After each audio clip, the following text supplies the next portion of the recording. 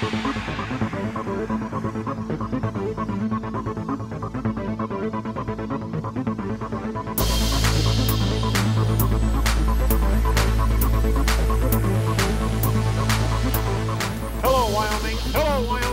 Wyoming. I'm Mick Birge. Welcome to the K2 News at 5 o'clock. Again today.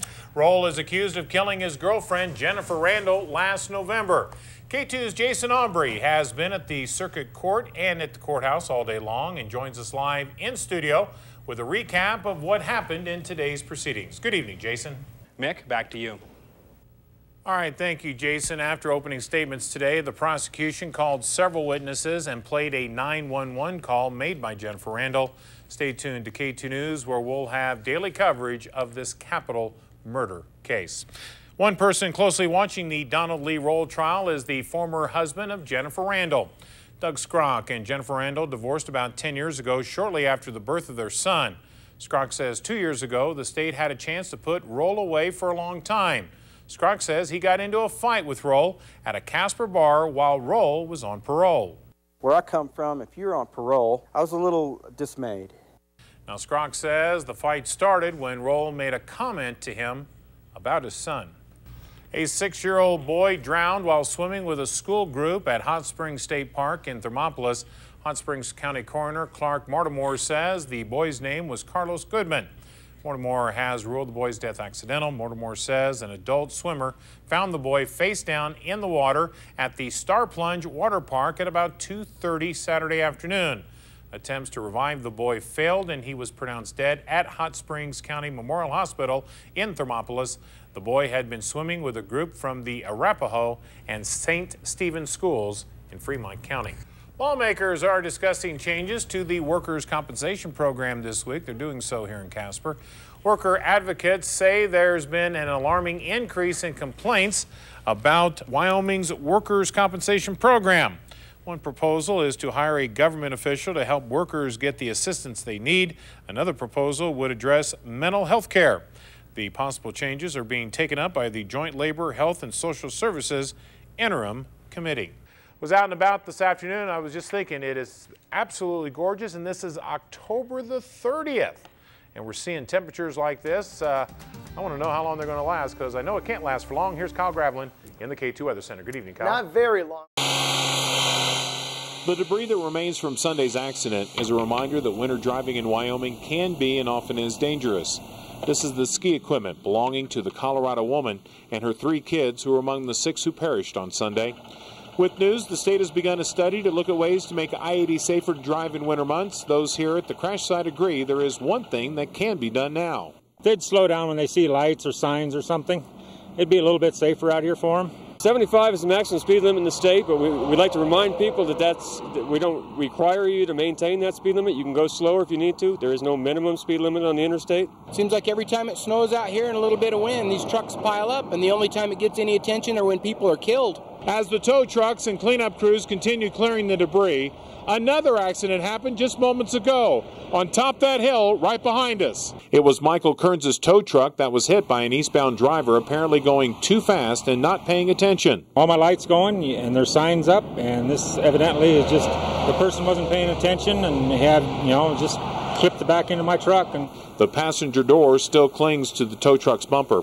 The driver was not seriously hurt but was transported from the scene as a precaution. A state study may make driving I-80 safer later, but all those here agree drivers can make it safer today.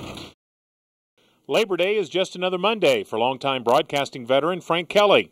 Broadcasters are among those who generally work holidays because radio and TV stations don't shut down. Well, in this business, everybody's got to work on holidays, especially in radio. I just come in and do my thing. And I know one television reporter who's also working today, and thank goodness most gas convenience stores are open, because if they weren't, I couldn't get to my job.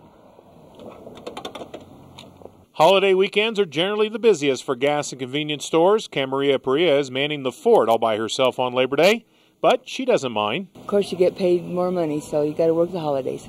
Somebody's got to do it. She says higher gas prices haven't slowed things down this weekend. Meanwhile, down the street at the Chuck Wagon, there's a full crew working.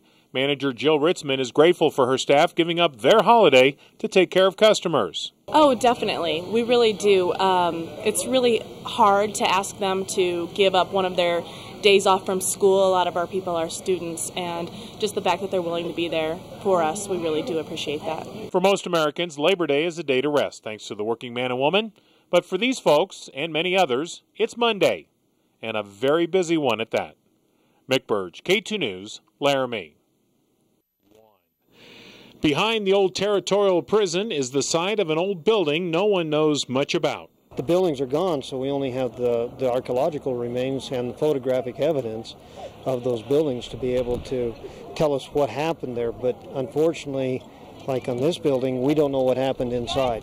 It was either a kitchen, a storage area, we don't know, and hopefully we'll find this out. So these 6th and 7th graders from the University Lab School are digging for clues, trying to find out exactly what was on this site. To my knowledge, there's not a project like this actively working right now in the United States. So it's corny to say it, but it's groundbreaking. It's a groundbreaking project. This is more than just a field trip or simply digging in the dirt for these young archaeologists. They are truly making history. Oh, I agree, and whatever comes out of the project, we're gaining a lot more information than we had before, just through the archaeology being done here. It's fabulous. It's helping us resolve some puzzles that we have. Mrs. Webb said that the people here just thought it was an old kitchen and that they thought this would just be a brick floor, but we're finding a lot more than that. What are we finding? Well, right here we found a part of a fish skull in this little crevice right here. How exciting is it to work on something like this? Oh, I love it. It's really, really exciting. Because I just love the fact that this is for the state, and so we're actually finding information that people can use in the future. And how we look at this part of Wyoming's history in the future just may be determined by what these kids find in the past. Mick Birge, K2 News, Laramie.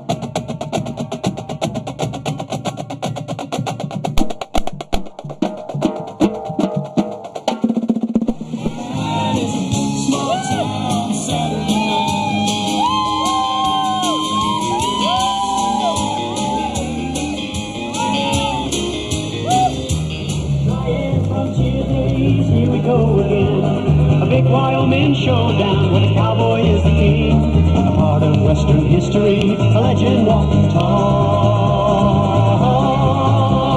Cheyenne frontier days, the daddy of all.